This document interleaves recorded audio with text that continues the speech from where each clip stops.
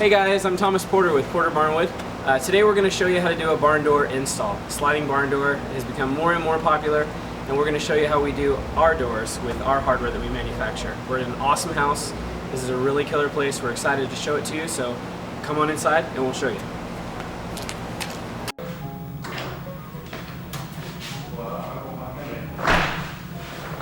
Alright, so we're in the house. We're in this little section right next to the laundry room.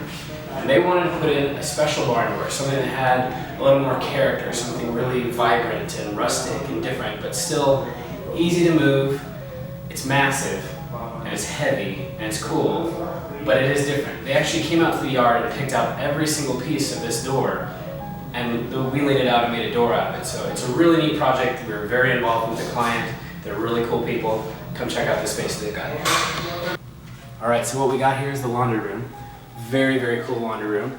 And what we're going to do is we're going to put this door. It has just enough room on this side to fit. We've got a very, very small distance between the top of the opening and the ceiling, which made for a little bit of a problem. We had to use the smallest hardware that we make, which is a 4-inch wheel currently. We'll see what we come up with in the future.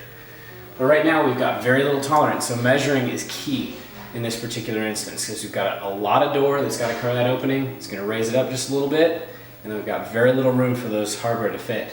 The other problem that we're going to run into is that this baseboard that they've chosen is extremely wide. We've got an extra little baseboard in here that's bringing this out about 1 1/8 inches. So we're going to have to make sure that our door is very, very close to this bottom baseboard right here, and we're going to have to go into the baseboard with the wall mount guide. Alright, so the first thing that we're going to do is we're going to drill our track. What I've done, because they did install a header in this case, is that I went ahead and marked all these so that they're nice and equal and perfect and pretty. I'm doing one just about every 12 inches. I've marked them out with a Sharpie. I went down in here about 1 inch down from the top. So it's going to be a pretty even, perfect little hole. And I'm going to drill them out with my larger AC drill, but I'm going to try to keep it slow. Whenever you're drilling through steel, you want to start off with a smaller bit, then do a larger bit, and you want to keep the speed slow, because the harder tool steel, when it starts to get hot, gets soft, and the blade's going to dull in just a few seconds. Also, if it gets caught, that drill bit's just going to snap. So when you're drilling steel, drill slow with a nice amount of pressure. If you have a little bit of oil, that helps too. And then also, make sure you wear safety glasses, because you don't want little fragments of steel going in your eye. That can be bad. So we're going to drill those right now.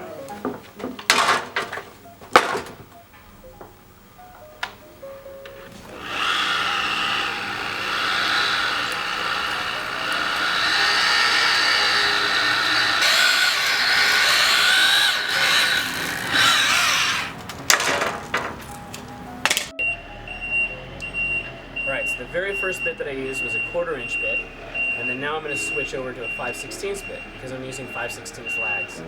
I always drill a smaller hole first because it's easier to go ahead and get through. It creates a pilot, and then I can use the larger one just to hog away the material. It saves me a lot of effort, and it takes less time.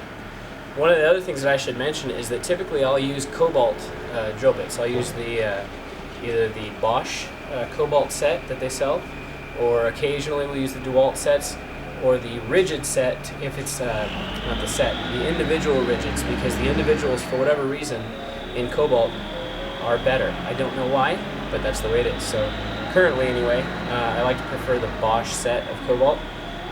Right now I'm going to be using the DeWalt because that's what they had at Home Depot, and I'm going to go ahead and drill the 5/16 hole.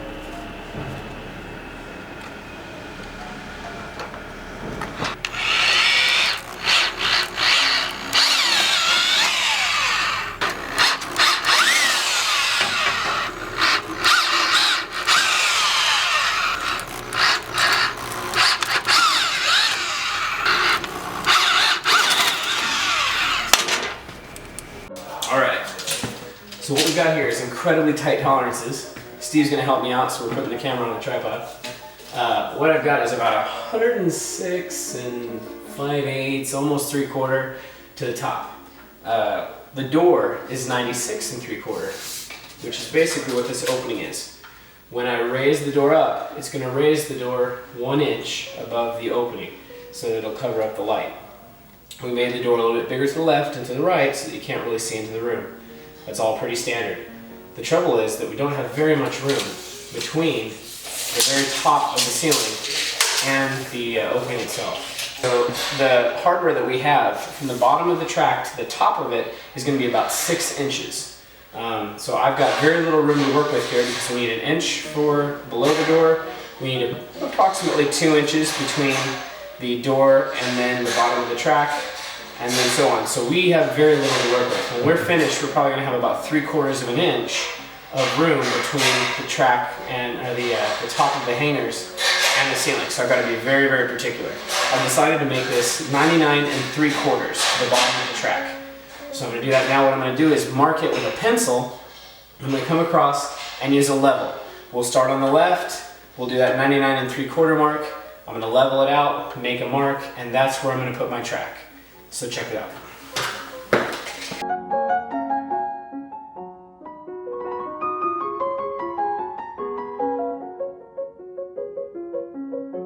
Alright, so I'm going to go ahead and mark this over here at 99 3/4 inch. That's going to be my mark, and I'm going to start to take the level and go over here with it. Steve, you mind handing me the level?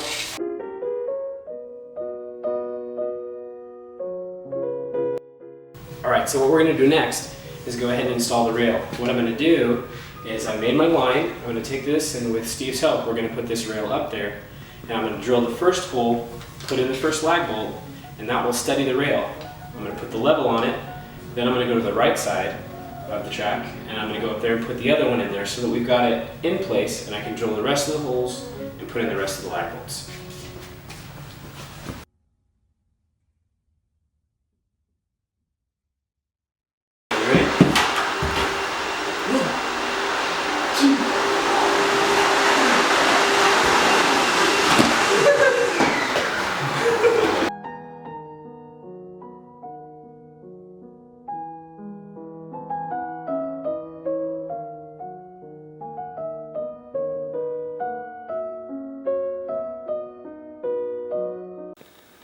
Alright, so what we've got is our standard hardware right here. What these are, it's a flat bar that we've bent. We put our V-groove rollers in here, which are on a roller bearing, and then we've actually flush grinded and covered up the pin so you don't see any hardware. There's nothing on the back here, no nuts or bolts or anything to show, so it's nice and clean.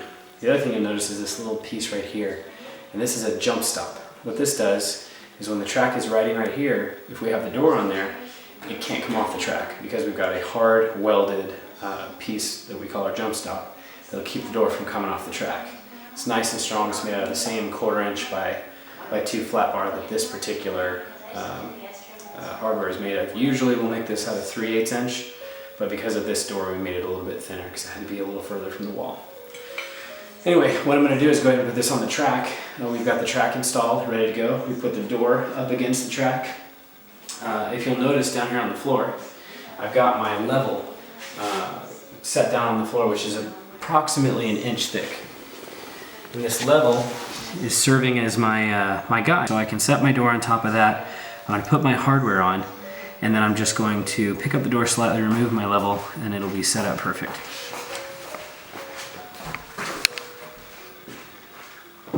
When you've got the hardware ready to go, just go ahead and put your door in place. Slide one of them down. I'm going to grab the other one.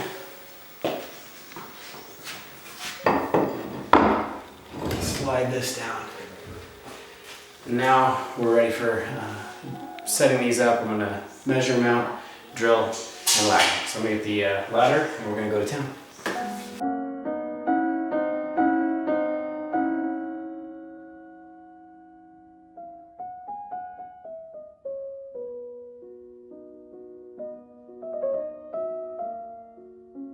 Here's our standard wall guide.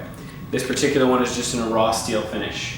What we do typically is we'll have an adjustable roller. This one's a nice cast wheel. We've got your basic loose setup right here with just the bolt and the lock washer and so on, or the lock nut and so on. And what this does is it moves back and forth so we can adjust depending on how close or far away we want the door, if it's starting to hang out a little bit. This needs to be real close. It doesn't have to touch, but it's going to be real close to the door. And then it's going to pinch it in between the backside, or in this case we've actually installed a secondary ball bearing. And why we installed this ball bearing is to keep it from hitting the wall. we've got some baseboard down there that's really close to the door, and I don't want it to scrape on the baseboard. So we added a special small ball bearing back in here to just kind of guide the door, to keep it from hitting the wall. We're actually going to have to bury this into the wall, and what we're going to use to do that is the Fane multi-tool. It's a small saw tool that allows you to get into baseboard and things like that. It's really, really easy. If you don't have one, I recommend getting one. There's also a few other manufacturers that make them as well, but Fane was the original, so we kind of support the guys who came up with it. So we'll do that now.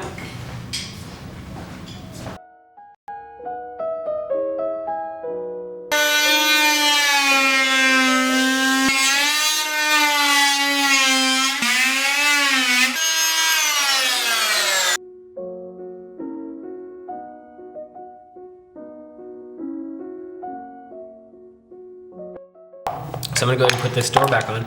I'm gonna bring it up against this bearing so I can see where it's at. And I'm gonna install this, this bolt right here, put everything together, and get this nut on there. This is what's gonna hold it in place.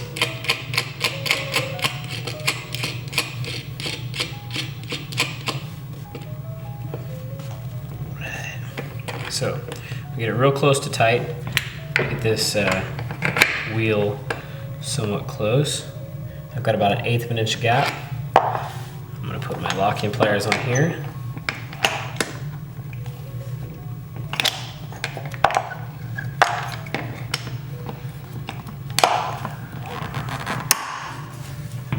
Double check it. Right there. That's where I want it. So what I'm going to do now is just tighten this up so it stays exactly there.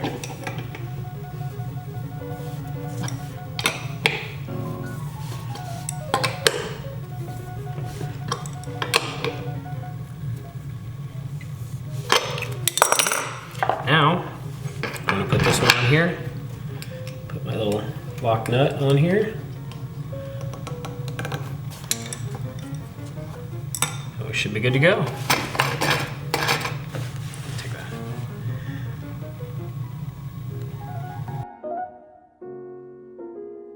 So what we're gonna do, in order to create a stop, I've measured this door so it's exactly the same distance on each side from the opening. Took my tape measure and went on the outside, and I know exactly that these are gonna be the same distance from each other. So the door's nice and centered. In order to stop this, I'm going to put this little bolt right here so that the jump stops will keep it from coming off the track, and this will keep it from rolling off the track. I'm going to mark right here and then move away the door, and on the inside of the angle for our track, up in here, I'm going to drill a little hole right there that's 1/4 inch, exactly where this is, so that the wheel will run into it and stop. And that'll be the way that I create the door stop. It'll be nice and invisible, and I'll do the same thing on the other side.